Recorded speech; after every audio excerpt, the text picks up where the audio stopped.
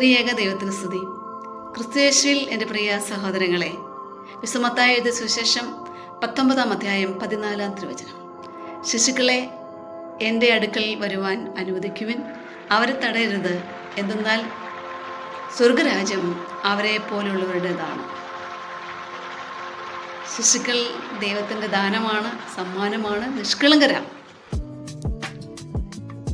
ഇവിടെ നമ്മൾ ചിന്തിക്കുമ്പോൾ ഒരുപാട് കുഞ്ഞുങ്ങൾ ഇന്ന് അമ്മയുടെ ഉദരത്തിൽ തന്നെ വെച്ച് കൊല്ലപ്പെടുന്നുണ്ട്.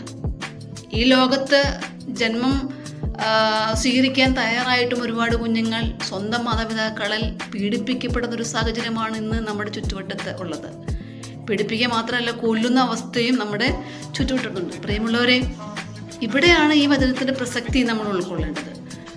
ശിശുക്കളെ ദൈവത്തിൻ്റെ സന്നിധിയിലേക്ക് എത്തിക്കാൻ നമുക്ക് പറ്റിയാൽ, ദൈവത്തിനോട് ചേർത്ത് പിടിക്കാൻ നമുക്ക് കഴിഞ്ഞാൽ, ഇങ്ങനെയുള്ള സാഹചര്യങ്ങളൊന്നും ഈ കുഞ്ഞുങ്ങൾ നേരിടേണ്ടി വരില്ല.